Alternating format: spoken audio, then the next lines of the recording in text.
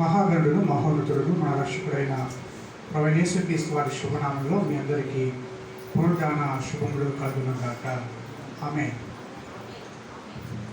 పిల్లరా, దేవుని మహాకృపను బట్టి మరొక వారం మీ మధ్యలో ఉండడానికి ప్రభు నాకు ఇచ్చిన ఈ గొప్ప బాధ్యత కొరకు నేను దేవుని స్తుతిస్తూ ఉన్నాను. చిన్న ప్రార్థన చేసుకుని వాక్య భాగంలోకి వెళ్దాం. ప్రేమపూర్వమైన మా తండ్రి, నీకు స్తోత్రాలు. నీ గొప్ప నామాన్ని బట్టి ప్రభావం మేము స్తుతిస్తున్నాం, కనపరుస్తున్నాం. మా జీవితాల్లో మీరు మాకు రక్షణ అనుగ్రహించారు. మీ పిల్లలుగా మమ్మల్ని మరలా ఆ సంబంధాన్ని మాకు అనుగ్రహించారని బట్టి స్తోత్రాలు.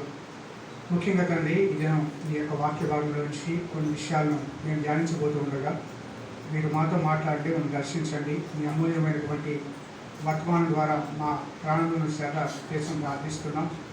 మా జీవితంలో మేము ఏమి చేయాలో మాకు బోధించమని, నడిపించమని యేసయ్య నామములో అడుగుతున్నాము తండ్రి. ఆమేన్.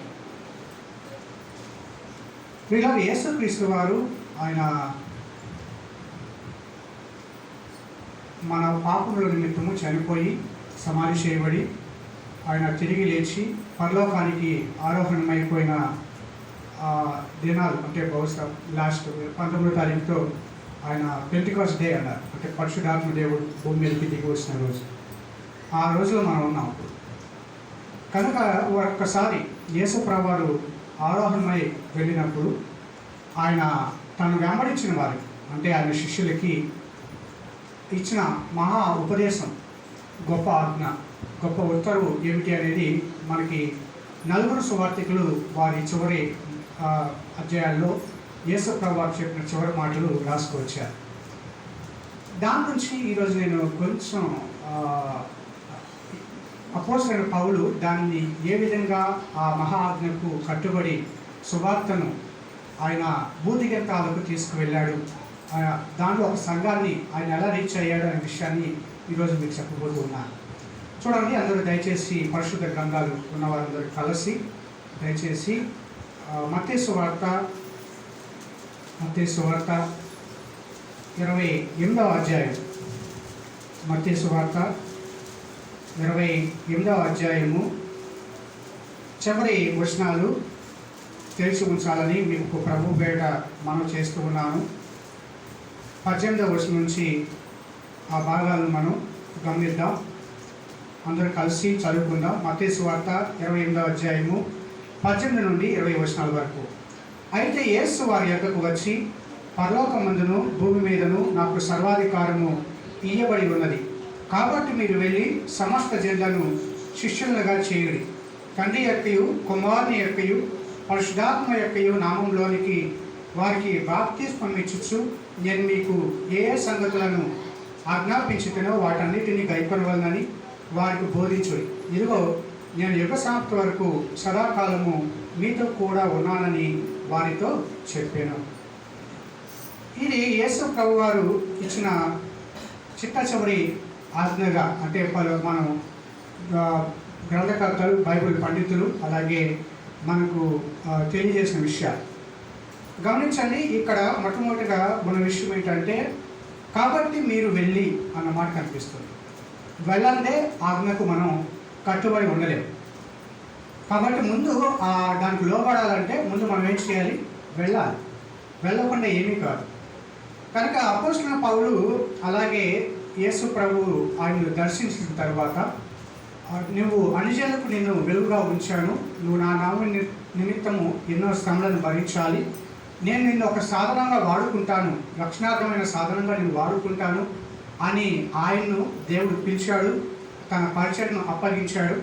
ఆ విధంగా అపోస్తలుడైన పౌలు ఆయన బైబిల్లో ఒక 3 మిషనరీ జర్నీలు, కొంతమంది 4 మిషనరీ జర్నీలు దాన్ని విభజిస్తారు, 3 మిషనరీ ప్రయాణాలు ప్రాముఖ్యంగా చేసినట్లుగా ఆ అధ్యాయాల అపోస్తల కార్యాల గ్రంథాలు చదివినప్పుడు మనకు అర్థమవుతుంది.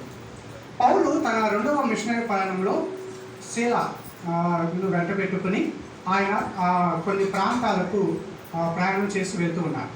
ఆ క్రమంలో కొరింథీ అనే ఒక పట్టణానికి వారు రావడం జరిగింది. అది మనకి అపోస్తల కార్యాలు 18వ అధ్యాయము తెరిచి ఉంచండి. ఈ భాగాలు ఒక్కసారి ఈ మహా ఆజ్ఞకు ఏ విధంగా పౌలు ఆ శిరస వహించాడో దాన్ని ఆయన నెరవేర్చాడన్న విషయం మనకి అర్థమవుతుంది.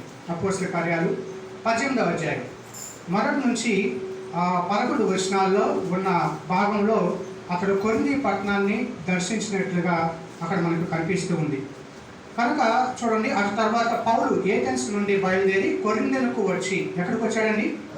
కొరింథీలకు.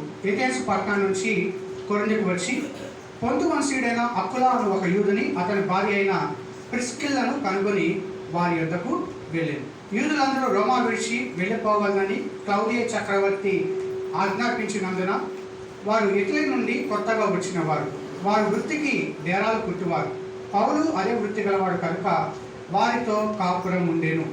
వారు కలిసి పని చేయించుండరి. అతడు ప్రతి విశ్రాంతి దినమున సమాజ మందిరంలో తర్కించుచు యూదులను గ్రీసు దేశస్థులను ఒప్పించుచు ఉండేను. ఇక్కడ మొట్టమొదటి చూడండి, పౌలు ఎక్కడికి వెళ్ళాడు? కొరింథీ పట్టణానికి వచ్చాడు. ఆ మాట అయిపోయింది, అంటే వెళ్ళటం. యేసుప్రభువు ఏం చెప్పారు? కాబట్టి మీరు వెళ్ళి అన్న మాట పౌలు శిరసా వహించాడు అని మనం అర్థం చేసుకోవాలి. తర్వాత రెండవదిగా యేసుప్రభువు ఏం చెప్పారంటే వెళ్ళి ఏం చేయమని చెప్పారు? 19వ వచనం చదువుదాం. మత్తయి సువార్త 28వ అధ్యాయము 19వ వచనం. సమస్త జనులను శిష్యులనుగా చేయండి. ఏం చెప్పారు? వెళ్ళి ఏం చేయాలి? సమస్త జనులను శిష్యులనుగా చేయుడి అన్నారు. మరి పౌలు శిష్యులుగా చేశాడా?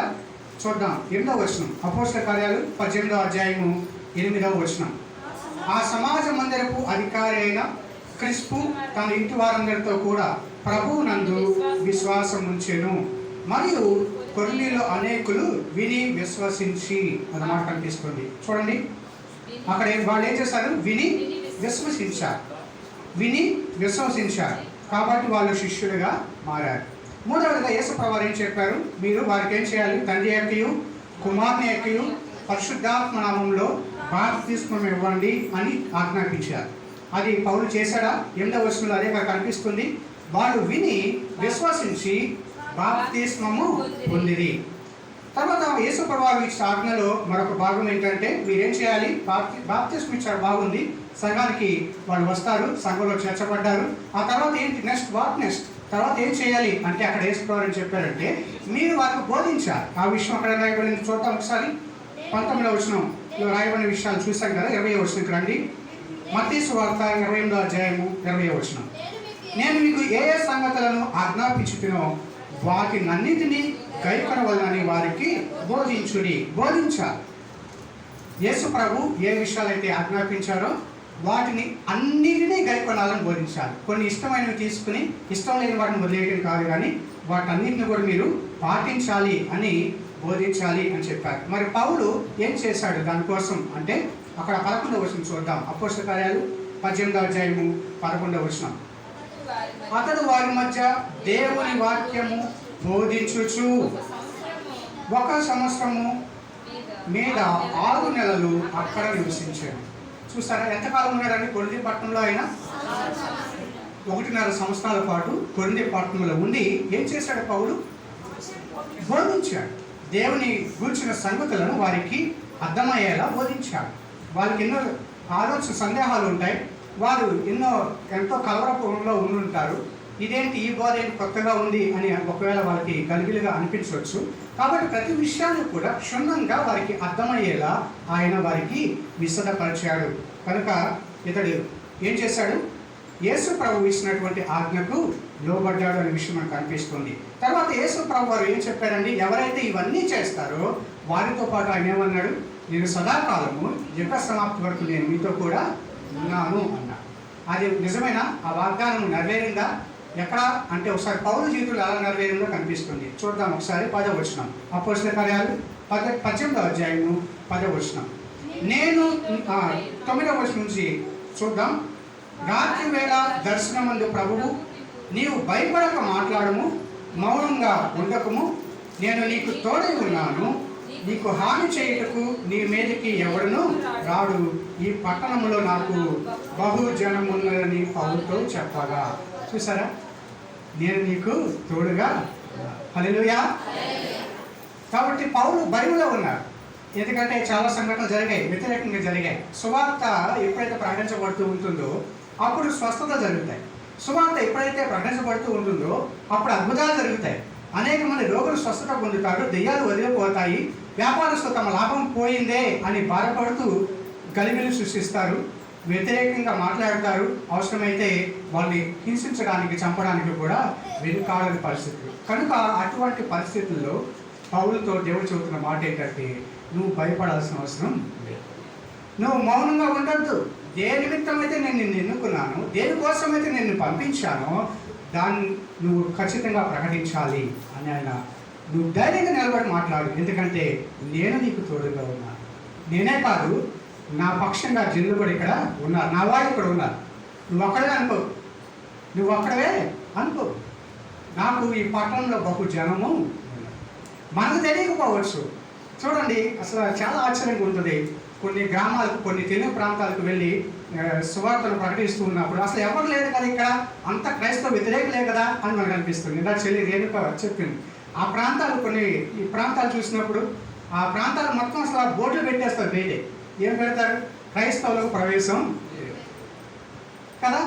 ఆ గింజలు ఆ ప్రాంతంలో కూడా ఎంత వ్యతిరేకత మనం చూస్తాము, చాలా వ్యతిరేకత కదా. అసలు అక్కడ చర్చి కట్టడానికి కానీ చాలా వ్యతిరేకత వచ్చింది. కానీ దేవుని మహాకృప, అసలు ఆ ప్రాంతంలో కనీసం సువార్త పాటించడానికి వెహికల్ వస్తున్నారంటే ముందు ఏం చేసేవాళ్ళు, మీరు తిరిగి వెళ్తారా లేకపోతే మీ యొక్క వెహికల్ టైర్లు కొయ్యమంటారా, ముందే హెచ్చరించారు కదా. ఎలాంటి పరిస్థితులు ఉన్న గ్రామాలు ఉన్నాయి. కానీ ఒక విషయం మనం అర్థం చేసుకోవాలి, ఎక్కడ మనం అనుకుంటున్న పైన చూస్తూ ఒక స్వరూపం మనం పైన చూస్తూ ఉన్నాం, కానీ లోన ఏముందో మనకు తెలియదు, లోన ఎవరు ఉన్నారో మనకు తెలియదు. అక్కడ మనం అనుకుంటాం ఒక కంప్లీట్ పిక్చర్ మనకు తెలియదు, కాబట్టి మనం ఏమనుకుంటా ఉంటే ఆ బయట కనిపించేది నిజం అనుకుంటాం.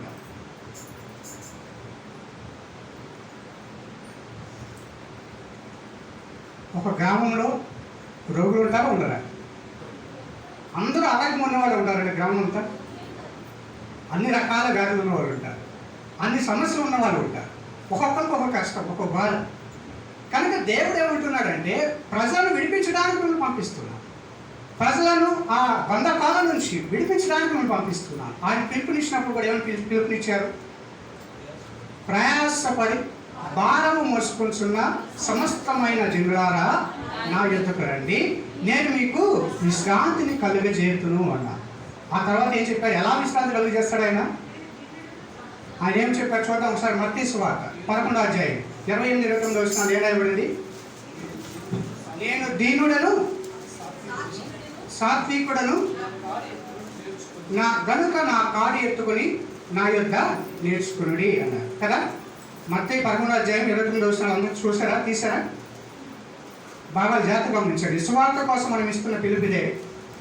నేను సాత్వికుడను దేన మనస్సు గలవాడును కనుక మీ మీద నా కాడి ఎత్తుకొని నా యొద్ద నేర్చుకోండి. సాత్వికము దేన మనస్సు. కాడి అన్న మాటలు ఇక్కడ వాడబడిన మూల పదాలు వాడిన పదం ఏంటంటే కావడి. కాడి అంటే మనం అనుకున్నట్టు ఎద్దు కాడి కాదు. చాలామంది ఈ వాక్య భాగం తప్పుగా అర్థం చేసుకుంటారు. కాడి అంటే కావడి. పల్లెటూరులో మనకు బాగా తెలుసు కావడి అంటే కదా. నీళ్లు తీసుకురావడానికి చెరువుల దగ్గర నుంచి, లేకపోతే దూరపు బావి దగ్గర నుంచి, ఊరికి వెలుపల ఉన్న బావి దగ్గర నుంచి మనం నీళ్లు మోసుకురావడానికి ఏం చేస్తాం? కావడి తగిలించుకుంటాం. ఆ కావడికి ముందు ఒక బింది, వెనక ఒక బింది తగిలించుకొని అప్పుడు సమానంగా రెండు నిండా నీళ్లు ఉంటే అది పనుకోకుండా మనం చక్కగా నీళ్లు తీసుకురాగలుగుతాం కదా. యేసుప్రభు చెప్పింది ఏంటి? మీరు దానికి ఒక సామెత కూడా మన తెలుగులో ఉంది, కలిమి లేములు కావడి కొంటారు. అంటే కలిమి ఉంటుంది, లేమి కూడా ఉంటుంది జీవితంలో. అది అర్థం చేసుకోవాలి మీరు కదా. ఎప్పుడు సంతోషమే ఉంటే బాధపడే వారి బాధ ఏంటో మనకు అర్థం కాదే కాదు. ఎందుకంటే వాళ్ళు ఎప్పుడు ఈశ్వరుని ఏడుస్తూ ఉంటారు అని అనుకుంటాం అంతవరకు, ఎందుకంటే ఆ బాధ అంటే మనకు తెలియదు కాబట్టి. కనుక దేవుడు ఆ బాధ నుంచి మనం నడిపిస్తున్నప్పుడే మనకు అర్థమవుతుంది. కనుక ఇక్కడ యేసుప్రభు చెబుతున్న విషయం ఏంటంటే, నేను సాత్వికుడను దేని మనస్సు గలవాడను కనుక నా యొద్ద నేర్చుకోండి. ఏం నేర్చుకోవాలి? మీరు సాత్వికాన్ని నేర్చుకోవాలి, దేని మనస్సు కలిగి ఉంటూ నేర్చుకోవాలి. మనం అనుకుంటాం చాలాసార్లు క్రైస్తవులు చేసే పెద్ద పొరపాటు చెప్పమంటారా? వాళ్ళ సొంత బంధువులనే వారు ఎలా చూస్తారంటే పాపులుగా చూస్తారు. అంటే అప్పటి వరకు వాళ్ళు అక్కడి నుంచి వచ్చిన వాళ్ళు ఎప్పుడైతే యేసుప్రభుని తెలుసుకుంటారో చుట్టుపక్కల వాళ్ళందరూ పాపులుగా మారిపోతారు. ఏంటో అదే అర్థం కాదు.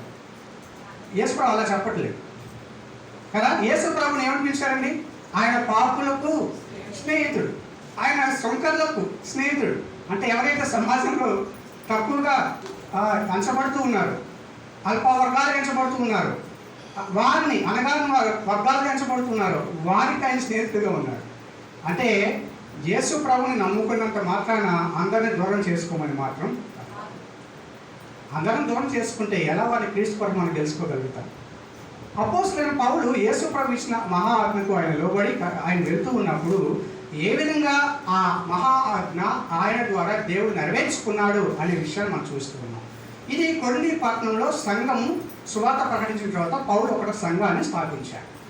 ఆ సంఘాన్ని స్థాపించిన తర్వాత ఆయన ఎక్కడికి వెళ్ళినా కూడా ఆయన ఏం చేసేవాడంటే కొంతమంది దేవుని వాక్యం పట్ల ఆసక్తి కలిగిన వారిని ఆయన ఎన్నుకుని వారికి తర్ఫీదునిచ్చి తనతో పాటు తీసుకువెళ్తూ వారికి తర్ఫీదునిచ్చి అనంతరం వారికి ఆ సంఘ నాయకులుగా వారిని నియమించి అక్కడి నుంచి ఆయన వేరే ప్రాంతాలకు వెళ్ళిపోతూ ఉండేవాడు. 1.5 సంవత్సరాల పాటు ఆయన కొరింథీ పట్టణంలో ఉన్నాడు కనుక ఇవన్నీ బోధిస్తూ అదే సమయంలో తర్వాత అపోల్లో ఆ బాధ్యతలు తీసుకున్నాడు. అపోల్లో సంఘ ఆయన కాపరిగా ఉంటూ ఆ తర్వాత ఆ సంఘంలో వారిని బలపరుస్తూ వెళ్ళాడు. కానీ ఇది ఈ కొంతకాలం బాగా జరిగింది, అంత పరిచయం అంతా బాగుంది. కానీ తర్వాత పౌలుకు ఒక సమాచారం వచ్చింది, కొరింథీలో చాలా పరిస్థితులు అసలు ఏం బాగోలేదు. కొరింథీ పట్టణమే చాలా భయంకరమైన పట్టణం, విగ్రహారాధనకు నిలయం. అక్కడ వ్యభిచారం చట్టబద్ధం. అక్కడ ఉన్న నమ్మిక ఏంటంటే అక్కడ ఉన్న గుళ్ళకు వెళ్ళి అక్కడ విటులు వేశ్యలు ఆ వేశ్యలతో వారు పాపం చేస్తే వారికి స్వర్గ ప్రాప్తి లభిస్తుంది అని ఒక మూఢనమ్మకం కూడా ఉంది. అది కొండ పైన జరిగే విషయం. కొండ కింద ఇంకొక మహా గొప్ప వ్యక్తి ఉంటాడు. ఆయన చాలా అందగాడు. ఆ విగ్రహం పెద్ద విగ్రహం నిలబట్టి ఉంటుంది. అంటే పురుషులతో పాపం చేయడానికి కింద పాపం చేస్తారు, స్త్రీలతో పాపం చేయడానికి పైకి వెళ్ళి పాపం చేయాలి కొండ మీద. అది అలాంటి మహా భయంకరమైన పాపానికి నిలయమైన ప్రాంతము కొరింథీ పట్టణం. అటువంటి ప్రాంతంలో అటువంటి పరిస్థితుల్లో దేవుడు అన్నాడు, నువ్వు భయపడాల్సిన అవసరం లేదు, నాకు జనాలు అన్నారు కాబట్టి నువ్వు ధైర్యంగా ఉండు, ధైర్యంగా మాట్లాడు అన్నారు. ఆ తర్వాత అక్కడ సంఘం స్థాపించబడింది. ఆ సంఘం పెరుగుతూ ఉంది. కానీ ఎప్పుడైతే పెరుగుదల సంక్రమిస్తుందో సమస్యలు కూడా పెరుగుతాయి కదా, సమస్యలు కూడా పెరుగుతాయి. ఆ సమస్యలు ఎలా చాలా తారాస్థాయికి వెళ్ళిపోయాయి. పౌలు దగ్గరికి వార్తలు వచ్చేసాయి.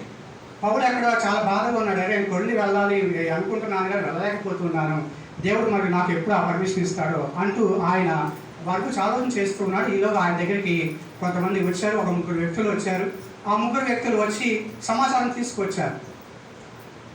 అప్పటికే ఆయనకి ఆయన నోట్ల నుంచి ఒక వర్తమానం వచ్చింది, అక్కడ పరిస్థితులు బాగోలేదండి, చాలా ప్రాబ్లమ్స్ ఉన్నాయండి, అసలు అక్కడ మీరు తప్పనిసరిగా రావాల్సిందే, క్రమశిక్షణలో పెట్టాల్సిందే అని చెప్పారు. ఏ సమస్యలు వారు ఎదుర్కొన్నారు అనే విషయాలు కొంచెం మనం చూద్దాం. దాంట్లో కొన్ని విషయాలు మాత్రం నేను మీకు చూపించి ముగిస్తాను. చూడండి, దాదాపు 10 రకాల సమస్యలు ఆ కొరింథీ సంఘంలో ఉన్నాయి. ఒకటేంటంటే యేసు ప్రభువు ఏం చెప్పారు, మీరు నాకు శిష్యులుగా చేయండి అన్నారు. ఎవరికి శిష్యులుగా చేయాలి?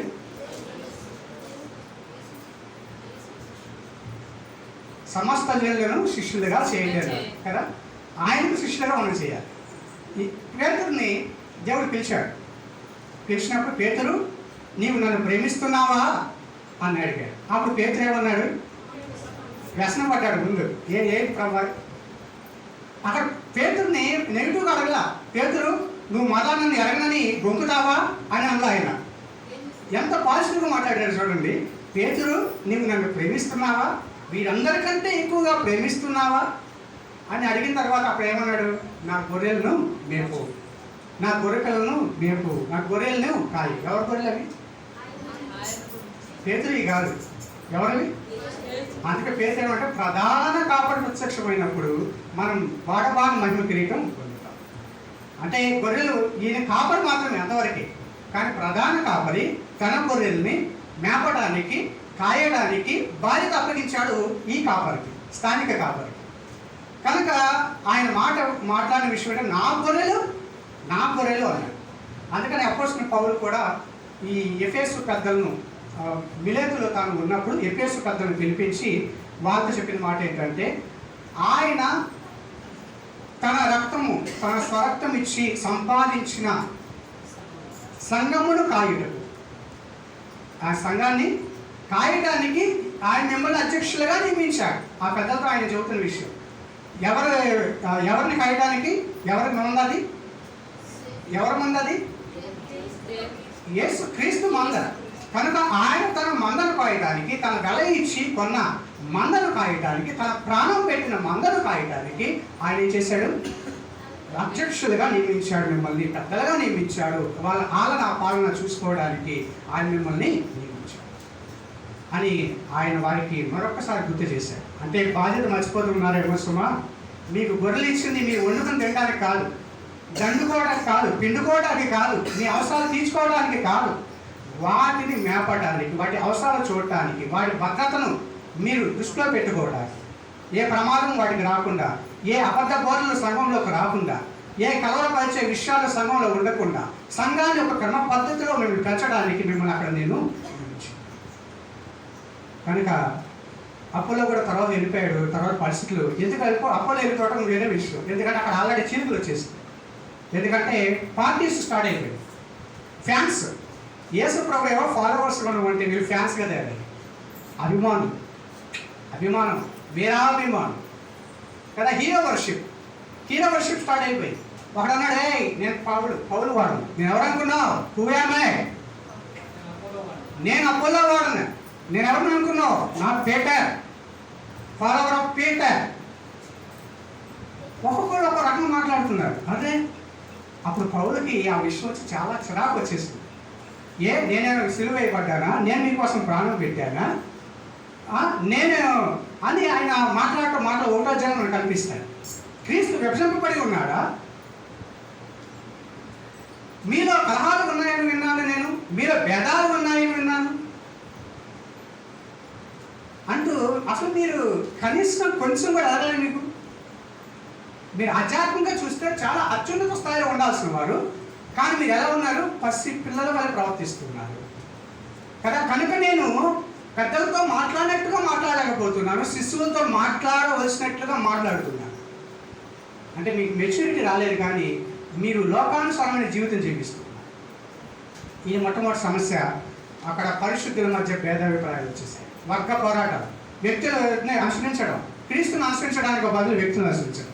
గుర్తుంచుకోండి, ఎవరైనా వాక్యం బాగా చదివితే వాక్యం వినండి, వాక్యాన్ని అనుసరించండి, అవసరమైతే వారిని మీరు ప్రేమించండి, వారికి ఏమైనా ఇవ్వాలనుకుంటే కూడా ఇవ్వండి, తప్పేమిటి. అంతేగాని సంఘంలో చినుకులు తీసుకొస్తా అలా ప్రవర్తించడం అనేది అది దేవునికి అయిష్టమైన విషయం. పార్టీలు వద్దు, పార్టీలు బయట ఉండి సంఘం వెలుగు. చర్చ్ లోపల పార్టీలు, రాజకీయ పార్టీలు ఇక్కడ అవసరం లేదు. అందుకని ఒక దశలో పౌలు అపోల్లోను బలవంతం చేశాడు. అంటే బతుకులాడాడు, నువ్వు వాళ్ళతో పాటు వెళ్తే బాగుండు కొరింథీ పట్టణానికి, ఎందుకంటే కొరింథీలో నువ్వు సాగు చేశావు కదా, పరిచర్య చేశావు కదా, నువ్వు ఈ యొక్క నమ్మకమైన చందా విషయంలో, అంటే యెరూషలేములో ఉన్నటువంటి పేదవారికి సహాయం అందించడానికి మనం చందా బాగు చేస్తున్నాం కదా, కానుకలు సేకరిస్తున్నాం కదా, ద్రవ్యాన్ని సేకరిస్తున్నాం కదా, వాళ్ళతో పాటు నువ్వు వెళ్తే బాగుంటుంది అని ఆయన ఛత్తీస్గఢ్ 16వ అధ్యాయంలో చెబితే అతనికి మనసు లేదు. ఎవరికి? అప్పుడు కారణం ఏంటంటే ఆయన అక్కడ హీరో. ఎందుకంటే ఆయన పక్షం కొంతమంది ఆల్రెడీ ఈయన అనుమతి లేకుండానే, ఈయన ప్రమేయం లేకుండానే ఒక పార్టీ పెట్టారు, అపోలో పార్టీ.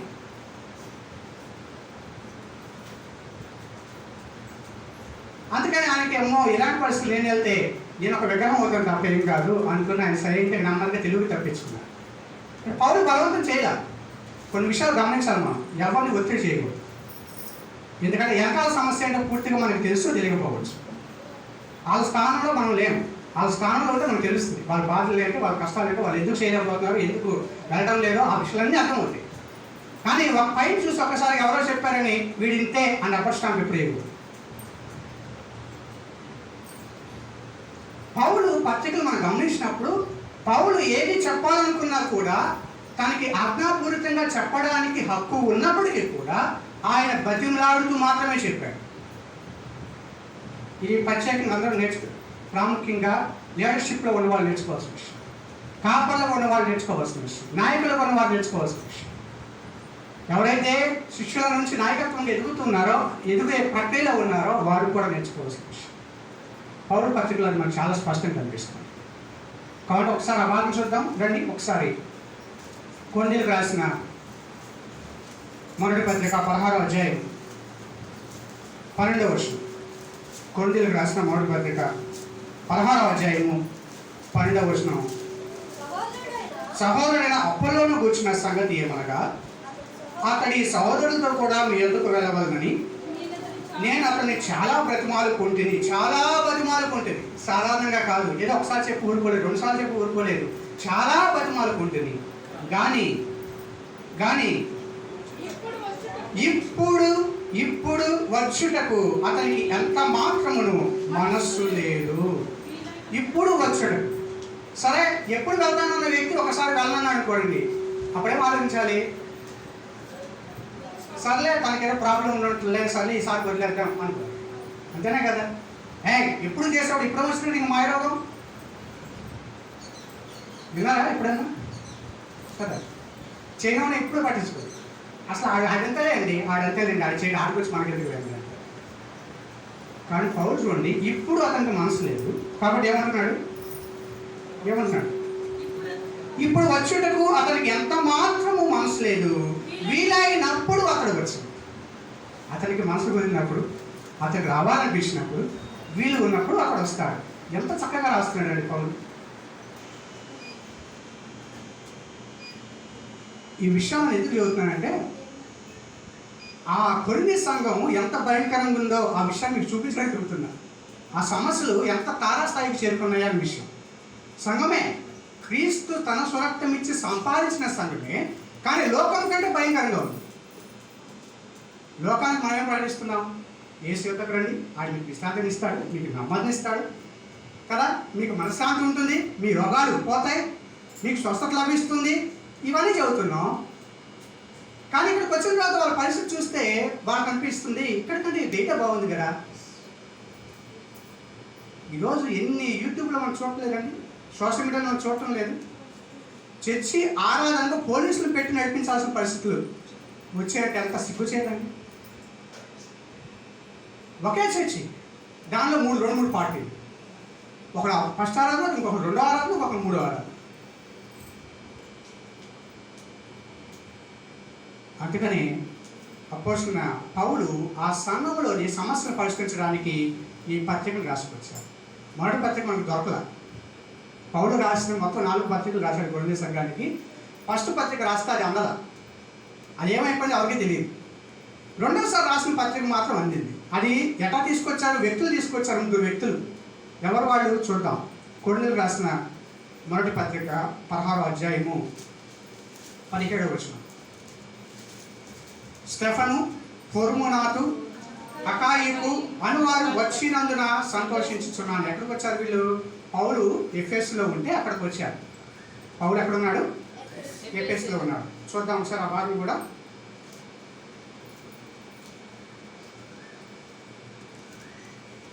16వ అధ్యాయము 5వ వచనం చదువుదాం.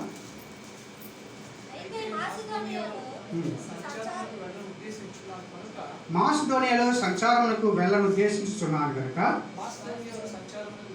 మాసిదోనియాలో సంచారమునకు వెళ్ళినప్పుడు మీ యొద్దకు వచ్చేదను.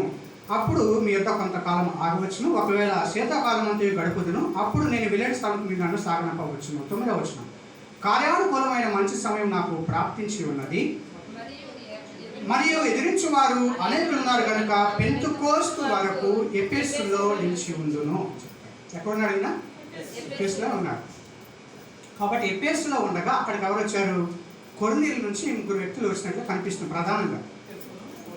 ఎందుకంటే మొట్టమొదటి కన్వర్ట్, రక్షింపబడిన మొట్టమొదటి వ్యక్తి స్టెఫన్ కుటుంబం కదా. అదే మనకి ఇక్కడ 1వ అధ్యాయంలో కూడా ఆయన రాసుకొస్తాడు కదా. కొరింథీయులకు రాసిన మొదటి పత్రిక 1వ అధ్యాయము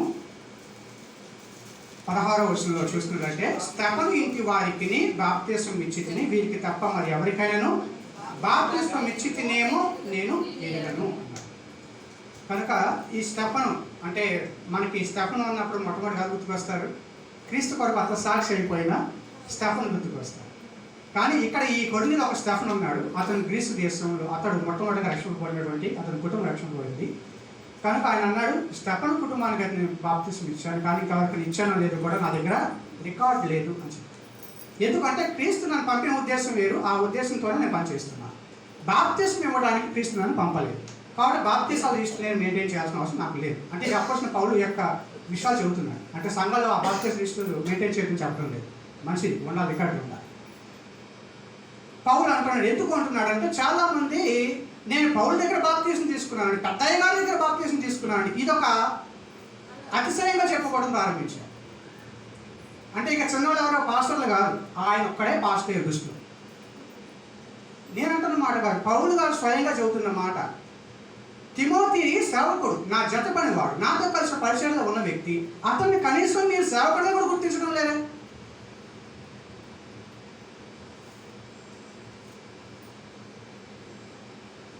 చూద్దాం ఒకసారి ఆ మాటలు కూడా. కొరింథీయులకు రాసిన మొదటి పత్రిక 16వ అధ్యాయం 10వ వచనం. తిమోతి వచ్చిన యెడల అతడు మీ యొద్ద నిర్భయుడై ఉండినట్లు చూచుకొనుడి.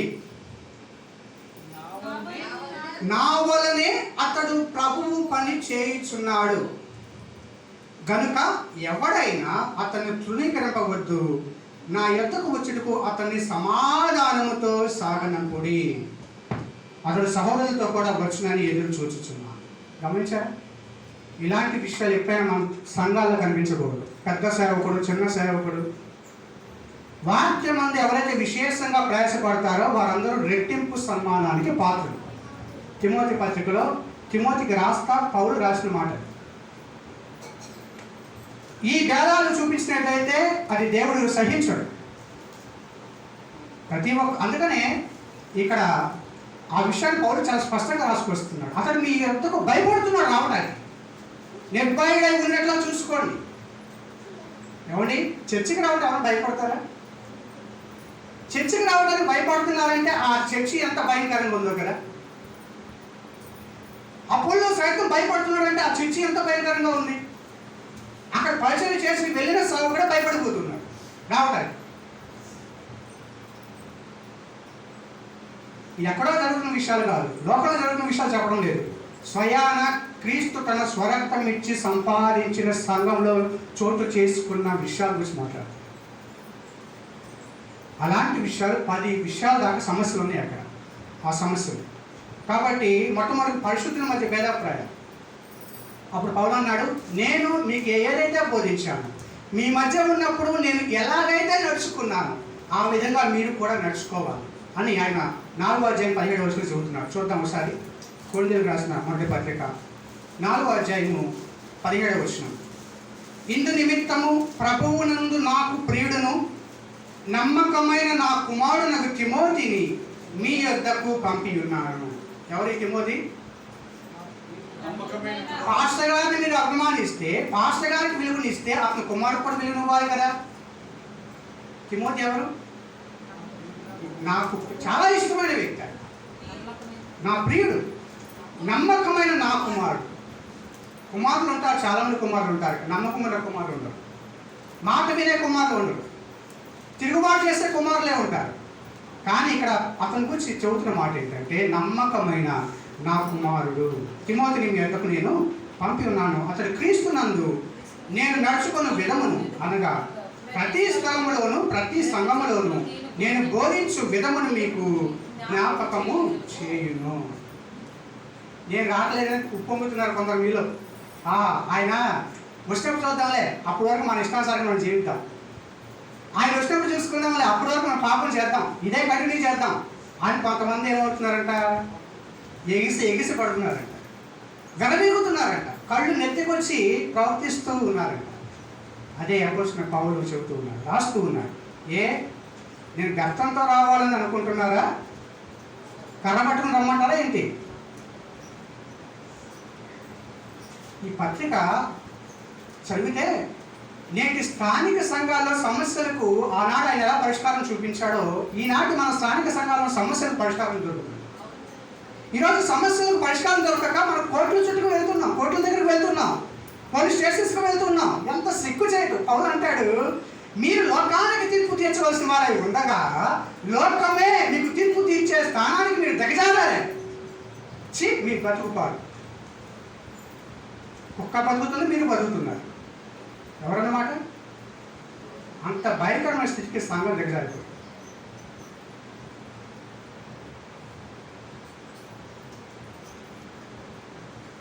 కాబట్టి పౌలు ఈ విషయాలు చాలా సీరియస్గా తీసుకున్నాడు. సీరియస్గా తీసుకునే ఆయన ఇంత తీవ్రమైన పదాలు వాడటం చాలా తక్కువ ఆయన పత్రికలు రాసినప్పుడు. కానీ ఇక్కడ ఆయన అలా రాయాల్సి వచ్చింది. ఎందుకంటే చిట్ట చివరి మాటలు చూస్తే కూడా ఆ మాటలు అసలు ఏంటి, ఈ అపోస్తలుడైన పౌలు గారు చాలా మెచ్యూర్డ్ పర్సన్ కదా, చాలా పరిణతి చెందిన వ్యక్తి కదా, ఇలాంటి పదాలు రాస్తున్నారేంటి అనిపిస్తుంది. చూద్దాం ఒకసారి. కొరింథీయులకు రాసిన మొదటి పత్రిక 16వ అధ్యాయము 22-23 వచనాలు. ఎవడైనను ప్రభువును ప్రేమింపకుంటే వాడు శపింపబడును గాక. ఏమండి, దేవుడు దీవించడానికి పిలిస్తే శపిస్తున్నారు ఏంటండి ఈయన కదా? అంటే ఎవరు ఉద్దేశించి రాస్తున్నాడు ఈ మాటలు? ఎవరైతే గర్విష్ఠులుగా ఉన్నారు, ఎవరైతే సంఘంలో కలహాలకు కారణమవుతూ ఉన్నారు, ఎవరైతే సంఘంలో చీలికలు తీసుకువస్తూ ఉన్నారు, ఎవరైతే సంఘంలో అక్రమంగా నడుచుకుంటూ ఉన్నారో అలాంటి వారికి బుద్ధి రావడానికి రాస్తుంది. వాళ్ళకి అర్థమైపోద్ది.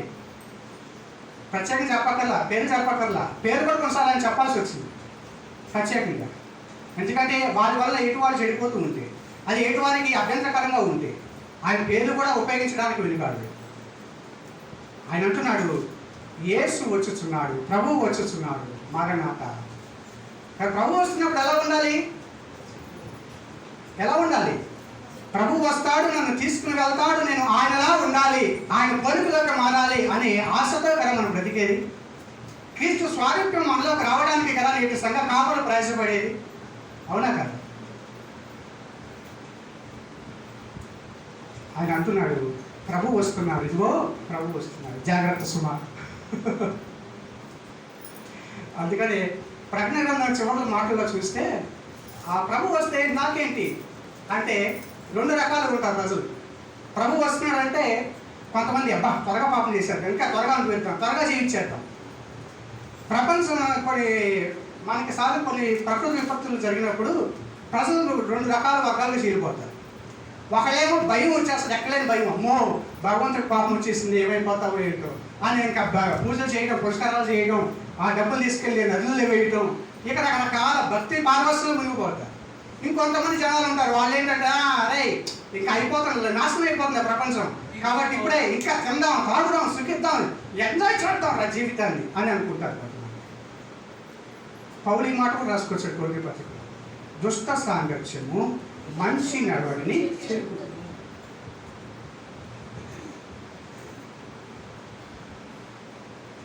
వాడు రేపు చచ్చిపోతాం కాబట్టి ఇప్పుడే తిందాం, ఇప్పుడే తాగేద్దాం, ఇప్పుడే సుఖంగా జీవించేద్దాం, మన కోరికలన్నీ నెరవేర్చేసుకుందాం అని అనుకుంటున్నారేమో. దుష్ట సాంగత్యం మంచి నడవడిని చేకూరుతుంది. ఈ 15వ అధ్యాయం 33వ వచనంలో రాసుకొచ్చారు. కొరింథీ సంఘానికి రాస్తున్న మాట గమనించండి. కనుక ప్రకటన గ్రంథంలో ఒకసారి చూస్తే చూడండి, ఓకే ఆయన వస్తున్నాడు, వస్తుంటే ఏంటంటే సంగతి. ప్రకటన గ్రంథం 22వ అధ్యాయం 11వ వచనం. కాలము సమీపమై ఉన్నది, అన్యాయం చేయవాడు ఇంకను అన్యాయమే చేయనిమ్ము, అపవిత్రుడైన వాడు ఇంకను అపవిత్రుడుగానే ఉండనిమ్ము, నీతిమంతుడు ఇంకను నీతిమంతుడుగానే ఉండనిమ్ము, పరిశుద్ధుడు ఇంకను పరిశుద్ధుడుగానే ఉండనిమ్ము. ఇదిగో త్వరగా వచ్చుచున్నాను, వాని క్రియ చొప్పున ప్రతి వానికి ఇచ్చుటకు నేను సిద్ధపరిచిన జీతము నా యుద్ధ చూసారా.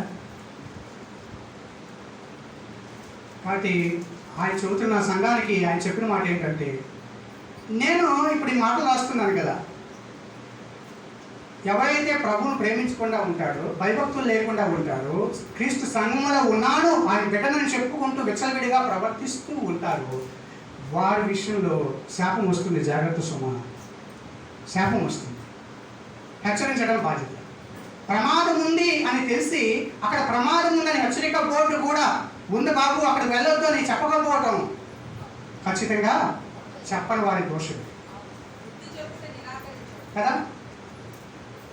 ఈరోజు ప్రజలు నాశనానికి జరుగుతూ ఉన్నారు. నాశనానికి జరుగుతున్న వారిని రక్షించడానికి దేవుడు మనల్ని నియమించాడు. కానీ ఈరోజు మనమే నాశనానికి పాత్రలుగా మారుతున్నట్లయితే ఇక దేవుడి ఎక్కడ తీర్పు స్టార్ట్ అవుతుంది?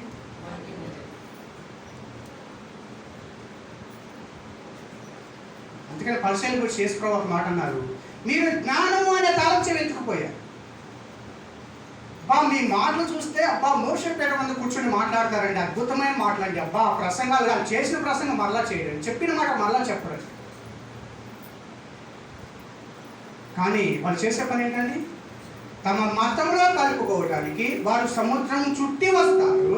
వారిని కలుపుకున్న తర్వాత వారిని మరింత నరకపాత్రలుగా, రెండంతల నరకపాత్రలుగా చేస్తారు. మతం అనేది మనుషులు అలా చేస్తుంది. మతంలో కలవడం కాదు, కావాల్సింది మనస్సు మారడం, మన హృదయలో ఆయన ఉండటం, అది ప్రాముఖ్యమైన విషయం. ఈరోజు ఆ కొరింథీ సంఘంలో ఆనాడు ఆ పరిస్థితులకు కారణం ఏంటంటే వారు నిజంగా వాక్యాన్ని సరైన విధంగా అర్థం చేసుకోవాలి. ఆత్మీయంగా వారు ఎదగలేదు, పసిపిల్లగానే ఉండిపోయారు. వాళ్ళు ఎన్నో సంవత్సరాల నుంచి దేవుని మందిరంలో ఉన్నారు, వాక్యాన్ని వింటూనే ఉన్నారు, కానీ ఏనాడు కూడా వాక్యాన్ని తమ జీవితానికి వారు అన్వయించుకున్న పాపానికి ఏ ఉపయోగం? గమనించండి. రెండవదిగా వారు క్రమశిక్షణ మీరారు. అవినీతిగా ఉన్నప్పుడు వారికి క్రమశిక్షణ అవసరం కాబట్టి దుర్మార్గులైన వారిని సంఘం నుంచి దూరం చేయని చెప్పారు. ఎలాంటివి లోకంలో వినకూడని వార్తలు ఆ సంఘంలో వినాల్సి వచ్చింది. ఒకడు తన తండ్రి భార్యను ఉంచుకున్నాడట. లోకంలో కూడా ఈ ఉండదు కంటే వింత. అపోస్తలుడైన పౌలు రాస్తున్న మాట ఇది. 5వ అధ్యాయం 1వ వచనం ఆయన రాస్తున్నాడు. ఆయన ఎలా స్టార్ట్ చేశాడో ఒకసారి చూద్దాం. చూడండి, 5వ అధ్యాయం 1వ వచనం. మీలో జారత్వం ఉన్నదని వదంతి కలదు. అబ్బా ఎంత అద్భుతంగా రాస్తున్నాడు. వదంతి అంటే ఇది నిజమని చెప్పట్లా, నేను విన్నాను, పుకారు వచ్చింది. ఏంటా పుకారు? మీలో ఒకడు తన తండ్రి భార్యను ఉంచుకున్నాడట. అసలు బైబిల్లో ఈ మాట చూసి నాకు ఆశ్చర్యం అనిపిస్తుంది. ఎందుకు ఇంత ప్రత్యేకంగా విడదీసి రాయాలి తల్లి భార్యను? అక్కడ ధర్మశాస్త్రంలో రాసినప్పుడు, అక్కడ నియమాలు రాసినప్పుడు నీ యొక్క తండ్రి కుమార్తెనైనను తల్లి కుమార్తెనైనను అని సపరేట్గా రాయాల్సింది ఎందుకు అవసరం వచ్చింది? అర్థమవుతుందా? ఒక మాట సరిపోదు కదా. తల్లి కుమార్తె తండ్రి కుమార్తె మరి వేరు చేయాల్సిన అవసరం ఏంటి అంటే, ఒకవేళ మీ అమ్మగారు చనిపోయారు అనుకో, మీ నాన్నగారు రెండో పెళ్లి చేసుకున్నారు అనుకోండి ఎగ్జాంపుల్, అప్పుడేంటి? ఆమె ఎవరి కుమార్తె? పుట్టినామి తల్లి కుమార్తె. తండ్రి కుమార్తె ఎంతవరకే కదా, తల్లి కుమార్తె కాదు. నీ స్వయంగా నువ్వు పుట్టిన అమ్మకు పుట్టిన వాళ్ళు కాదు, కానీ నీ తండ్రి ద్వారా పుట్టిన వాళ్ళు. అది డిఫరెన్స్. బైబిల్లో అంత స్పష్టంగా మరలా ఒక పదం తిరిగి వాడబడింది అంటే దాన్ని మరింత లోతుగా అర్థం చేసుకోవాలి. ఊరికి బైబిల్లో రిపిటేషన్స్ ఏమి లేవు. తిరిగి తిరిగి చెప్పడం అంటే ఒకవేళ తిరిగి చెప్పారంటే అది అంత ప్రాముఖ్యమైన విషయం. చూడండి, ఇక్కడ ఏమంటున్నాడు? అట్టి జారత్వము అన్య జనులలోనైనను జరుగదు అంటున్నాడు. ఎంత భయంకర విషయం ఇది. ఉండి కూడా వీళ్ళు ఏం చేస్తున్నారంట? ఉప్పొంగుతున్నారంట. ట్యాబ్లెట్ తగిలిస్తున్నారండి. క్రిస్టియన్, ఆయన క్రిస్టియన్, ఆయన క్రిస్టియన్. బాగుంది కదా. ఈరోజు స్టేజ్ మీద చేసాడు అదే చాలా మంది ఆటపట్లు. ఎందుకంటే బయటికి వెళ్ళి మనం సినిమా హాల్ దగ్గర వెళ్ళామనుకోండి, అమ్మో వీడు సినిమా హాల్కి వెళ్ళారా అని చూద్దాం. కానీ ఇక్కడ చేస్తారు పాపంగా. అదేమంటే దావీదుని తీసుకుని ఉదాహరణకు తీసుకుంటారు. దావీదు అక్కడ ఆలయం డ్యాన్స్ చేశాడా? ఆలయం ఉన్నప్పటికీ ప్రత్యక్ష వరాలంలో డ్యాన్స్ చేశాడు. ఆయన దావీదు నడివీలో డ్యాన్స్ చేశాడు. నడివీలో డ్యాన్స్ చేయండి, సువార్త పండించాడు, నడివీలో డ్యాన్స్ చేయండి. ఎందుకు చేయకూడదు? తలాంతులు ఎందుకు ఉపయోగించకూడదు? జనాలు ఆకట్టుకోవడానికి ఎందుకు మీరు నాట్యం చేయకూడదు?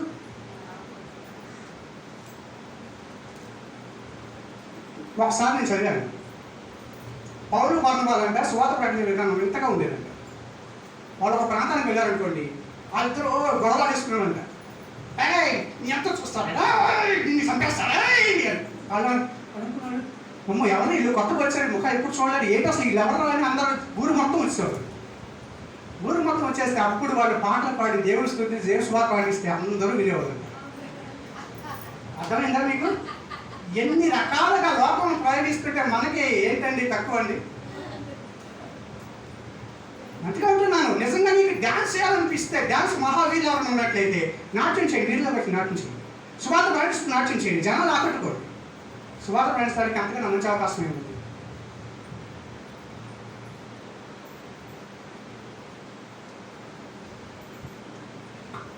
సంఘంలో అక్రమం అనేది దేవుడు ఎప్పుడు ఇష్టపడు, క్రమం అనేది ఇష్టపడు. ఈ అక్రమాన్ని విషయాలు రాసుకొస్తున్నాడు. ఎందుకంటే సంఘాన్ని ఆ బాధ చాలా బాధ కలిగించింది. ఎందుకంటే విత్తిన వాళ్ళకి తెలుస్తుంది, ఎవరైతే దానికి సంఘానికి ఆయన నాంది కాబట్టి తండ్రికి ఆ బాధ తెలుస్తుంది. పిల్లలు తప్పిపోతే బాధ ఎవరికండి? తండ్రికైనా ఊళ్ళో వాళ్ళకా? ఊళ్ళో వాళ్ళు ఏమంటారు, ఏమయ్యా ఏం పెంచావయ్యా వాళ్ళని, ఏం కన్నావయ్యా వాళ్ళని, ఎవరికి చనిపోయాడు. కాబట్టి పౌరులు ఇప్పుడు రాయడానికి హక్కు ఉందా లేదా? కొడుకు సంఘం రాయడానికి హక్కు ఉందా లేదా? ఉంది. కాబట్టి ఈరోజు ఆ సంఘంలోని విషయాలన్నీ దేవుడు, ఆ సంఘం ఎలాంటి పరిస్థితుల్లో ఉంది, ఈ రోజులో కూడా మన సంఘాల్లో ఎలాంటి పరిస్థితులు జరుగుతూ ఉన్నాయి చూస్తూ ఉన్నామో ఆ పరిస్థితులు ఒకసారి సరి చేసుకోవాల్సిన విషయాలను దేవుడు జ్ఞాపకం చేస్తున్నారు. చూడండి, మూడవదిగా చూస్తే జారత్వం అనేది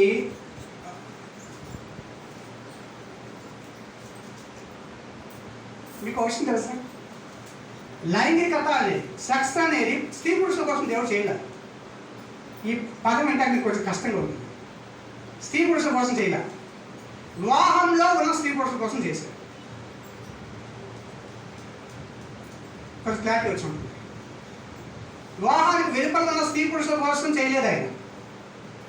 ఆ కోరికలను పెట్టి దానికోసం కాదు, వివాహం ద్వారా వారికి పవిత్రమైన సంతానాన్ని భూమి మీద ఉద్భవింపజేసి దాని ద్వారా వారిని ఒక పవిత్రమైన సంతానం జరిగింపజేయడానికి, వారికి సమాజానికి పనికొచ్చే వారిగా తీసుకోవడానికి దేవుడు ఏర్పాటు చేస్తాడు. కానీ సాతాను ఏం చేస్తున్నాడు? పవిత్రమైన దాన్ని అపవిత్రంగా చేస్తున్నాడు, అక్రమ మార్గం నడిపిస్తున్నాడు. పెళ్లికి ముందే వాళ్ళ కోరికలు నెరవేర్చుకునేలా కదా జాగ్రత్త. పెళ్ళైన తర్వాత కూడా విడిచిపెడతం లేదు, పెళ్ళైన తర్వాత కూడా కుటుంబాల్లో దాన్ని ఒక ఎర్రగా ఉపయోగిస్తున్నారు. నమ్మక ద్రోహం. అందుకని పౌలు అంటున్నాడు, అన్ని జనుల్లో కనీసం ఇలాంటి జరగవు కదా, మరి ఎందుకున్నాయి మీ మధ్య? గమనించండి. అందుకని దుర్మార్గుడు ఏం చేయమన్నాడు? దాని పరిష్కారం ఏంటి?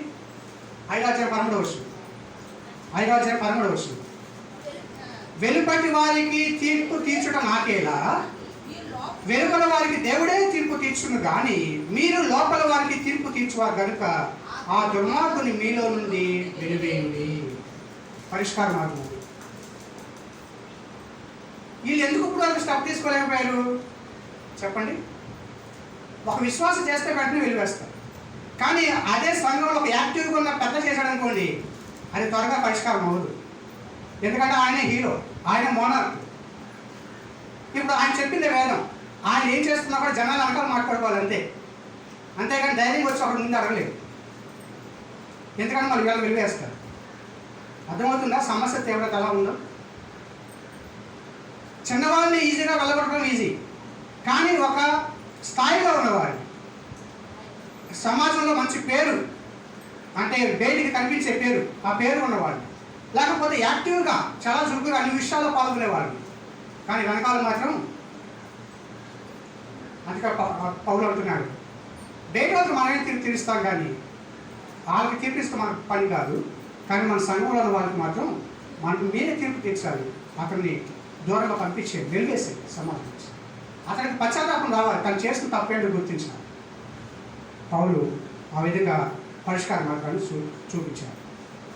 తర్వాత మనం చూస్తే అందుకే పౌలు అన్నాడు, ఈ జాగ్రత్తం చేసేవాడు కేవలం అతడు తనకు తానుగా హాని చేసుకుంటున్నాడు అనే విషయాన్ని కూడా చెప్పాడు.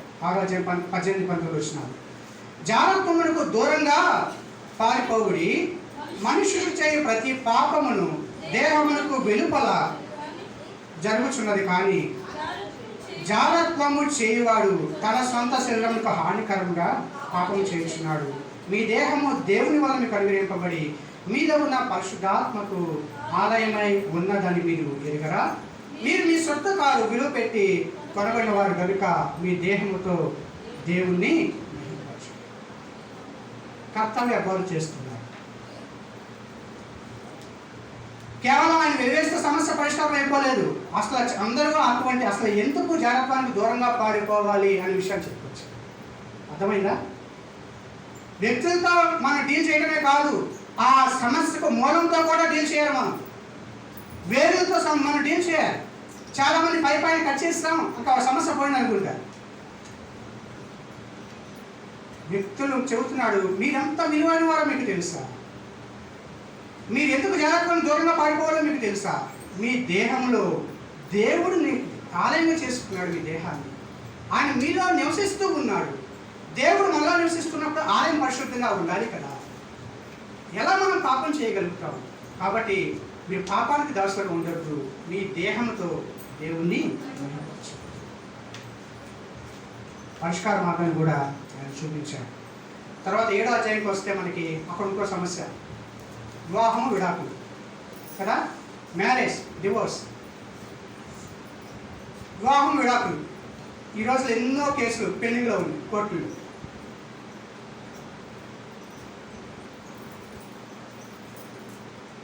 ఇక్కడ పెళ్లి చేసుకోవాలా వద్దా, రెండో పెళ్లి చేసుకోవచ్చా లేదా, దానికి ఆయన పరిష్కార మార్గం చూపించాడు. ప్రభువు నందు మాత్రమే పెళ్లి చేసుకోవాలి. ఏం పరిష్కారం? ప్రభువు నందు మాత్రమే పెళ్లి చేసుకోవాలి. వాళ్ళు అనుకున్నారు, ఒకవేళ మీరు నన్ను ఫాలో అవుతున్నారేమో, పౌలు గారు పెళ్లి చేసుకోలేదు కదా అని ఒకవేళ మరి వివాహం గురించి ప్రశ్న వేశారు వాళ్ళు. దీనిలో దాదాపు 6 ప్రశ్నలు వస్తాయి. 6 ప్రశ్నలు ఈ కొర్లి పత్రికలో 6 ప్రశ్నలు వాళ్ళు అడిగారు. 6 ప్రశ్నలకి ఆయన జవాబు రాశారు. 7వ అధ్యాయం 1 నుంచి స్టార్ట్ అవుతుందన్నమాట ప్రశ్నలు. 6 ప్రశ్నలు ఏంటంటే, మొట్టమొదటి వివాహము విడాకుల గురించి వాళ్ళు అడిగారు. దానికి ఆయన సమాధానం చెప్పాడు. ఒకవేళ పెళ్లి చేసుకోవాలనుకుంటే ప్రభువు నందు మాత్రమే పెళ్లి చేసుకోవాలి. తర్వాత చూడండి, అది 7వ అధ్యాయం 39వ వచనం మాట చదువుతాడు. 7వ అధ్యాయం 39వ వచనం, నేను మీకు రాసిన వాటి విషయం. ఓకే, ఇది మొదటి వచనం కదా. 7వ అధ్యాయం 1వ వచనంలో వాళ్ళు ఆల్రెడీ రాశారు పౌలుకి, ఈ ప్రశ్నలకు సమాధానం చెప్పండి. కాబట్టి పౌలు ఆ విషయం మాట్లాడుతున్నారు కదా. స్త్రీని ముట్టకుండా పురుషునికి మేలు, ఆయనను జాగ్రత్తలు జరుగుతున్నందున ప్రతి వానికి సొంత భార్య ఉండాలి. చూడండి, పరిష్కార మార్గం ఎలా చూపిస్తున్నాడు, స్టెప్ బై స్టెప్ పౌలు ఎలా చూపిస్తుంటూ వస్తున్నాడు. చూడండి, జాగ్రత్తం ఎందుకు చేయకూడదో చెప్పాడు, జాగ్రత్త నుంచి తప్పించుకోవడానికి మార్గము కూడా చూపిస్తున్నాడు. వివాహం చేసుకో, ఒకరు కోరికలు పంచుకోలేకపోతున్నావా, వివాహం చేసుకో, ఒక పవిత్రమైన సంబంధం కలిగి ఉండు అని చెబుతున్నాడు. అలాగే పరిసరలో ఉన్న వాళ్ళకి కూడా హెచ్చరికలు ఆయన ఇచ్చాడు. ఎంతకాలం వాళ్ళు ఒకరినొకరు ఇష్టపూర్వకంగా నడవాల్సి ఉండాలి, కానీ ఒకవేళ నిలబడలేకపోయినట్లయితే వారు తిరిగి కలుసుకోవాలి అని ఒకటి సూచనలు కూడా ఆయన చేశారు. తర్వాత 39వ వచనంలో చూసినట్లయితే, భార్య తన భర్త బ్రతికి ఉన్నంత కాలం బద్ధురాలై ఉండును, భర్త మృతి పొందిన యెడల ఆమెకి ఇష్టమైన దాన్ని పెళ్లి చేసుకున్నటకు పెళ్లి చేసుకున్నటకు స్వతంత్రురాలై ఉండును, కానీ ప్రభువునందు మాత్రమే పెళ్లి చేసుకునవలెను. సూచన ఏంటంటే ప్రభువులో నందు మాత్రమే పెళ్లి చేసుకోవాలి. తర్వాత చూడండి, వాళ్ళు నెక్స్ట్ టైం అడిగారంటే విగ్రహాలకు అర్పించిన వాటి విషయం. విగ్రహాలకు బలి అర్పించిన వాటిని తినొచ్చా లేదా, విగ్రహాలకు అర్పించిన వాటిని తినొచ్చా లేదా. ఈరోజు మనకు ఆ సమస్యలు ఎక్కువ లేదు, కానీ ప్రసాదం తినొచ్చా లేదా అది సమస్య కదా. పౌలు దానికి మరి ఏమి జవాబు చెప్పాడు చూడండి, 10వ అధ్యాయం 1వ వచనం. 8వ అధ్యాయం 1వ వచనంలో ఆ విషయాన్ని మాట్లాడుతూ స్టార్ట్ చేశాడు. ఆయన విగ్రహాలకు బలి అర్పించిన వాటి విషయం అని మాట్లాడుకుంటూ వచ్చాడు. 10వ వచనంలో 10వ అధ్యాయము 1వ వచనంలో అంటే ఏం చేసినా కూడా మనం దేవుని యొక్క మహిమ కొరకు మాత్రమే చేయాలి అనే విషయాన్ని ఆయన చాలా స్పష్టంగా రాసుకొచ్చాడు. దేవుని మహిమ కొరకు మాత్రమే ఏ చేసినా కూడా, తిన్నను తాగిన్నో ఏదైనా కూడా ఏం చేయాలి, దేవునికి మహిమ రావాలి. అంటే నేను చేసే ఈ పని ద్వారా దేవునికి మహిమ వస్తుందా, లేకపోతే దాని ద్వారా ఆయన బాధపడతాడా, లేకపోతే నా తోటి సహోదరుడు అభ్యంతర పడతాడా, ఆ విషయాలు దృష్టిలో ఉంచుకుని మీరు చేసే పని జాగ్రత్తగా చేయండి అనే విషయాన్ని ఆయన సూచించారు. తర్వాత మనం చూస్తే నాయకత్వంలో సంఘంలో నాయకత్వానికి లోబడే విషయం గురించి 11వ అధ్యాయంలో కనిపిస్తుంది. అంటే ప్రభు బల్ల విషయం, ఈ విషయాలు కనిపిస్తాయి. స్త్రీలు ముసుగు వేసుకోవచ్చా లేదా, అంటే స్త్రీలు ముసుగు వేసుకోవాలి అనేది దాని విషయంలో మీరేమంటారు అని అడిగినప్పుడు ఆయన ఆ విషయాలు కూడా అక్కడ మాట్లాడాడు. ఆ విషయాలు కూడా చాలా స్పష్టంగా తెలియజేశాడు. ఆ తర్వాత ప్రభు బల విషయంలో కూడా అయోగ్యంగా బలలో పాల్గొనితే ఏమవుతుందో కూడా ఆయన చెప్పాడు. అయోగ్యంగా పాల్గొంటాం అంటే యోగ్యులు అయోగ్యంగా పాల్గొనటం అంటే ప్రభు రక్తంలో కడుగుబడి వాడు దేవుణ్ణి తెలుసుకుని బలలో పాల్గొనడానికి వచ్చారు. కానీ ఆ సమయానికి వారు యోగ్యంగా ఉన్నారో లేదో పరీక్షించుకుని బలలో పాలు పొందాలి అనే విషయాన్ని స్వీయ పరీక్ష చేసుకోవాలి, మీరు మిమ్మల్ని పరీక్షించుకోవాలి అనే విషయాన్ని ఆయన 28వ వచనంలో 11వ అధ్యాయము 28వ వచనంలో చెప్పాడు.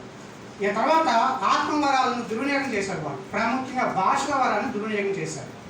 భాషల వరం అంటే భాషలో ఎప్పుడు మాట్లాడాలి. ఆయన అన్నాడు, మీ అందరికంటే ఎక్కువగా నేను భాషలో మాట్లాడతాను, మీకు తెలుసా విషయం. కానీ నేను ఎక్కువ దాన్ని ఎప్పుడు దుర్వినియోగం చేయలేదు. భాషలో ఒకవేళ మాట్లాడాలనుకుంటే అక్కడ ఖచ్చితంగా భాషలో అర్థం చెప్పే వ్యక్తి మాత్రం ఉండాలి అని చెప్పారు. భాషలో అర్థం చెప్పే వ్యక్తి లేకపోతే ఎవరైనా సరే కొత్త వాళ్ళు వచ్చారనుకోండి, వాళ్ళు ఏమనుకుంటారు, అరే ఈ పిచ్చెక్కినట్టుంది, పిచ్చిగా మాట్లాడుతున్నారా బాబు అనుకుంటారు కదా. కాబట్టి భాషలకు అర్థం చెప్పేవాడు లేనట్లయితే భాషలో మాట్లాడకండి, అందరికీ అర్థమయ్యే భాషలో మాత్రం మాట్లాడండి. అది పౌలు చెప్పినటువంటి సూచన. కాబట్టి ఇదంతా ఎందుకు చేయాలి అంటే సంఘ క్షేమాభివృద్ధి కోసం, మర్యాదగా జరగాలి, క్రమంగా జరగాలి. ఆత్మవరాలను వినియోగించేది మనకు మెప్పు కోసం కాదు, మన ఇతరులు మెచ్చుకోవాలని కాదు, నేను అంత గొప్పవాడిని చూడండి అని చెప్పుకోవడానికి కాదు, కానీ సంఘం క్షేమాభివృద్ధి పొందాలి, ఇతరుల ప్రయోజనం కోసం, దేవుని మహిమ రావడం కోసం మనం ఆత్మవరాలను వినియోగించాలి అని చెప్పారు. తర్వాత 15వ అధ్యాయానికి వచ్చినప్పుడు కొంతమంది ఏమన్నారంటే పునరుద్ధానం లేదు, యేసు ప్రభు తిరిగి లేవలేదు, ఇదంతా కూడా కట్టు కదా, శిష్యులే వారు ప్రచారం చేస్తున్నారు అంటూ చాలామంది ప్రచారం చేస్తారు. యేసు ప్రభు ఉన్న కాలంలో కూడా అట్లాంటి వ్యక్తులు ఉన్నారు. సద్దుకైలు అని ఒక తెగ ఉంది. వాళ్ళు ఏమనే వాళ్ళంటే పునరుద్ధానము లేదు. యేసు ప్రభు దగ్గరికి వచ్చి యేసు ప్రభునే ఇరికిద్దామని అనుకున్నారు. యేసు ప్రభు ఒక సహోదరుడు ఉన్నాడు, అతడు చనిపోయాడు. చనిపోయిన తర్వాత మోషే ధర్మశాస్త్రం ప్రకారం మరిది తను వివాహం చేసుకోవాలి, ఎందుకంటే తన అన్నకు పిల్లలు లేకుండా చనిపోయాడు కాబట్టి మరి తనకి సంతానం అతని మొట్టవాడు పెద్దవాడు కాబట్టి ఆయన పేరు నిలబడాలి కదా, ఇంటి పేరు ఉండాలి కదా. మరి ఆయన పేరు నిలబడాలంటే ఆ ధర్మాన్ని ఎవరు తీసుకోవాలి, తన తమ్ముడు ఆ ధర్మం తీసుకోవాలి. మొట్టమొదటిగా వచ్చిన బిడ్డకి తండ్రి తన అన్న యొక్క ఇంటి పేరు నిలబడుతుంది, తర్వాత పిల్లలు తనవాడు, తన ఇంటి పేరు తనకు వస్తుంది. అది మోషే ఏర్పరిచిన క్రమం. అలా చేసుకున్నారు. 7 చనిపోయారు కానీ ఎవరికి పిల్లలు పుట్టలేదు. కాబట్టి ఒకవేళ తిరిగి లేచిన తర్వాత మృతుల పునరుద్ధానం మందు ఆమె ఎవరికి భార్య అవుతుంది అని అడిగారు. యేసు ప్రభు ఏమన్నారు, మీరు లేఖనాల శక్తి తెలియక పొరపాటు పడుతున్నారు. అక్కడ ఎవరు పెళ్లి చేసుకోరు, పెళ్లికి ఇవ్వబడరు, కానీ అందరూ ఎలా ఉంటారు, దేవదూతల వలె చూసారా. కానీ యేసు ప్రభు తిరిగి లేచిన తర్వాత కూడా అనేక మంది యేసు ప్రభు తిరిగి లేవలేదండి అని, పునరుద్ధానం లేదు, అసలు పునరుద్ధానం అంటూ లేదు అంటూ వాళ్ళు ప్రచారం చేయడం ప్రారంభించారు. అందుకని అపోస్తలుడైన పౌలు ఈ 15వ అధ్యాయం మొత్తం కూడా పునరుద్ధానం యొక్క ప్రాధాన్యత ఏమిటి, ప్రాముఖ్యత ఏమిటి, దానికి రుజువులు ఏంటి, ఆ రోజు ఆ ప్రత్యక్ష సాక్షుల యొక్క రుజువులు అన్నీ కూడా ఆయన తెలియజేస్తూ వచ్చాడు. ఆ విధంగా దానికి పద్ధతి, పునరుద్ధానం యొక్క పద్ధతి ఎలా ఉంటుంది, ఈ విషయాలన్నీ కూడా దాన్ని రాసుకొచ్చారు. ఇది 15వ అధ్యాయం. 16వ అధ్యాయంకి వచ్చినప్పుడు వాళ్ళు అడిగిన ప్రశ్న చూద్దాం. 16వ అధ్యాయం 1వ వచనం. పరిశుద్ధుల కొరకైన చందా విషయమైతే, ఇది ప్రశ్న. వాళ్ళ ప్రశ్న ఏంటంటే పరిశుద్ధుల కొరకు మనం చందా పోగు చేస్తున్నాం కదా, వాళ్ళకి ఎన్నో సందేహాలు ఉన్నాయి. ఇది ఎవరికి ఇవ్వాలి, ఎక్కడ ఇవ్వాలి, ఎప్పుడు ఇవ్వాలి, ఎంత ఇవ్వాలి, ఈ ప్రశ్న వాళ్ళకి ఈ అధ్యాయం చదువుతూ ఉంటుంది. అది దేవచిత్తం అయితే మనం భవిష్యత్తులో దేవుడు మనకు అనుమతిస్తే ఆ విషయాలు కూడా స్టెప్ బై స్టెప్ మనం చదువుకుందాం. కాబట్టి ఇక్కడ పౌలు చెప్పిన మాట ఏంటంటే, దేవుడు వర్ధిల్లా చేసిన కొలది మీరేం చేయాలి, ప్రతి వారము అది నిల్వ చేయాలి పరిశుద్ధులకు చందా విషయంలో అయితే అని వాళ్ళకు సూచనలు ఇచ్చారు. కనుక ఉపకార ద్రవ్యాన్ని కూడా మీరు పంపించాలి అనుకున్నట్లయితే దానికి 2 లేదా 3 వ్యక్తులు కనీసం ఉండాలి. ఒకరి దగ్గర మాత్రం డబ్బు నిల్వ చేయవద్దు, ఎందుకంటే మోసం జరిగే అవకాశం ఉంటుంది, వాళ్ళు కూడా శోధన పడే అవకాశం ఉంటుంది. కాబట్టి 2, 3 ఉండాలి. వాళ్ళు మీరే టీంగా ఏర్పాటు చేసుకోండి. మీరు ఎవరినైతే ఏర్పాటు చేసుకుని నియమిస్తారో వారి ద్వారా నేను ఈ యొక్క ధనాన్ని నేను యెరూషలేముకు పంపిస్తాను అని వాళ్ళకి ఆయన సలహా ఇచ్చారు. ఇది జరిగిన విషయం. ఇది మొత్తం కొన్ని పత్రికటువంటి ప్రశ్నలకు అదేవిధంగా సమస్యలకు పౌలు ఎలా సమాధానం చెప్పుకుంటూ వచ్చాడు అనేది. కనుక ఇవన్నీ మనం చూస్తూ ఉన్నప్పుడు నేటి సంఘాల్లో ఉన్న సమస్యలకు తప్పనిసరిగా సమస్యలు ఉన్నాయి. సమస్యలు లేవు అని ఏ సంఘము చెప్పజాలదు. నా సంఘంలో ఏ సమస్య లేదండి, నా సంఘం అబ్బా ఎంతో అందరికంటే గొప్ప సంఘం అండి అని ఏ సేవకుడు చెప్పలేదు. ఏదో రీతిలో ఏ స్థాయికి తగ్గట్టుగా ఆ సంఘంలో సమస్యలు ఉన్నాయి. అయితే అలాంటి సమస్యలను ఎలా పరిష్కరించుకోవాలి అనేది లేఖనమే మనకు తెలియజేస్తూ ఉంది. కనుక ఆనాటి సంఘంలో ఉన్న సమస్యలకు అపోస్తలుడైన పౌలు కొరింథీయులకు ఆ పత్రిక రాస్తూ ఆ సమస్యలతో ఎలా పరిష్కార మార్గాలను చూపించారు. కనుక మన సంఘాలలో కూడా మనము పరిష్కారం కనుగొనాలి అంటే దేవుని లేఖనాల ఎదుకు రావాలి, దేవుని జ్ఞానం కోసం ప్రార్థన చేయాలి, దేవుడు చెప్పిన విధానంలో మనం వెళ్ళాలి. అంతేగాని లోకంలోని అన్ని జనులకు తీర్పు ఇవ్వడానికి అవకాశం అనేది ఇవ్వకుండా అంతవరకు వెళ్ళకుండా కూడా చూసుకోవాల్సిన బాధ్యత క్రైస్తవ సమాజం మీద ఉంది అనే విషయాన్ని మనం గుర్తిద్దాం. అందుకని పౌలు అంటాడు, మీరు బలవంతులుగా ఉండండి, విశ్వాసం నిలకడగా ఉండండి, మీరు చేసే కార్యాలన్నీ కూడా ప్రేమతో చేయండి. ఎలా చేయాలి? ప్రేమతో.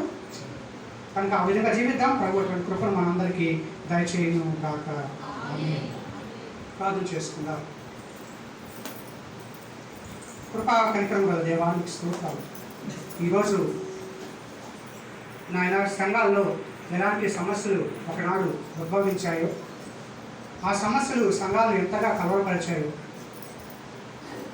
సమాజంలో తండ్రి నాయన నీ నామ అవమానం రావడానికి ఆ సంఘాలు కారణమయ్యాయో, ఆ విషయాలన్నిటినీ కూడా అపోస్తలుడైన పౌలు స్పృశిస్తూ రాసిన లేఖ నుంచి ప్రభావ కొన్ని విషయాలు మేము చూసాం. ఈరోజు తండ్రి నాయన మా సంఘాల్లో కూడా సమస్యలు లేవు అని మేము చెప్పలేము, కానీ మేము ఉన్నది అని చెబితేనే నువ్వు దానికి ఏదైనా చేయగలుగుతావు. మేము ఒప్పుకున్నప్పుడు మాత్రమే మీరు మాకు సహాయం చేయగలుగుతారు. కనుక ఏ స్థాయిలో ఏ రకంగా సమస్యలు ఉన్నాయో మా క్రైస్తవ సమాజంలో ఆ సమస్యలన్నిటికీ నువ్వు పరిష్కారమై ఉన్నావు.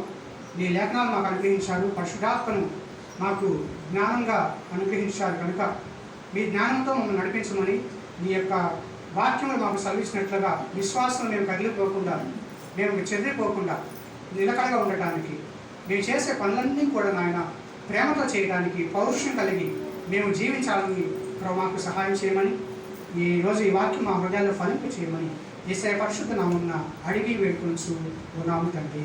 ఆమేన్.